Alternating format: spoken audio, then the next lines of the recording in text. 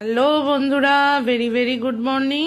চলে এলাম ভাজা মুগ ডাল নিয়ে। ভাজছি, দেখুন কাঠকলায় আগে সোনা মুগ ডাল একটু নাড়িয়ে চাড়িয়ে একে ভেজে আমি এবারে সিদ্ধ করতে দেব। যাই হোক, আজকে শুভ নবমী, সবাই ভালো থাকবেন। কয়েকটা টমেটো, আমার মতো মানে শর্টকাটের রান্না আর কি, টমেটোগুলো আমি ডালের মধ্যে সিদ্ধ করে নিয়েছি। দেখুন ডাল আমার সিদ্ধ হয়ে গেছে। এবারে আমি ডালটাকে একটা পাত্রে ঢেলে নিলাম। আজকে করব সামান্য একটু ভেজিটেবিল দিয়ে একটু ভেজিটেবিল ডাল, যেটা আমার ছোট জামাই বড় জামাই দুজনেই খুব ভালো খায়।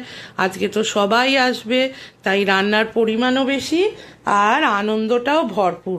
মানে আমার আনন্দটা, ওরা এলে তো আমার ঘরটা গম গম করে না।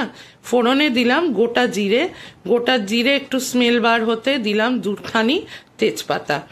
আপনারা কে কিরম ভাবে ভেজিটেবল ডাল করেন আমাকে একটু জানাবেন তো। আমি তো সাধারণত এইভাবেই করে থাকি। জিরে তেজপাতার বেশ একটু সুঘ্রাণ বার হলো, মানে একটা স্মেল বার হলো।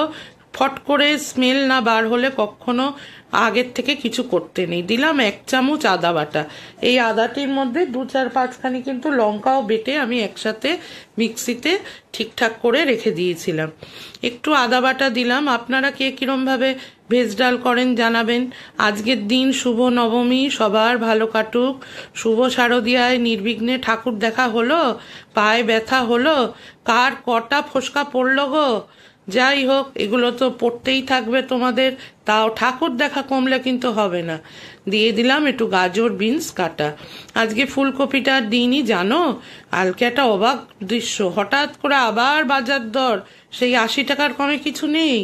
একটা ফুলকপি 80 টাকা আমার কর্তা এনে আমাকে দিয়েছে। তো যাই হোক, আর কি করব, আমি মাঝে মধ্যে ভেজ ডালের মধ্যে একটু ফুলকপিও দিই। আজকে আর ফুলকপিটা দিইনি। ফুলকপিটা যেহেতু শুনলাম দামটা বেড়েছে, শুনে আমি ভাবলাম না, ফুলকপি আলুর রসাই করব। তাহলে এত দাম যখন বেড়ে গেছে তাকে তাহলে একটু রসিয়ে কষিয়েই করা হোক। তারপর একটু গাজর, একটু বিনস, একটু কাজু কিশমিশ আমি ওই তেলেই একটু ভাজি ভাজি করে নেব। তবে একটু ঢাকা চাপা দেবো, জানো। ঢাকা চাপা দিলে জিনিসটা তাড়াতাড়ি সিদ্ধও হয়ে যায়, ভাজা ভাজাও হয়ে যায়। ওপর থেকে দিয়ে দিলাম আমার লবণকে। লবণ ছাড়া তো কোনো রান্না হবে না সোনা, লবণ তো দিতেই হবে। তারপরে দেব একটু সামান্য হলদি রানীকে। এই ডালটা অনেক রকমভাবে আমি করি, তবে আজকে আমি এইভাবেই করলাম।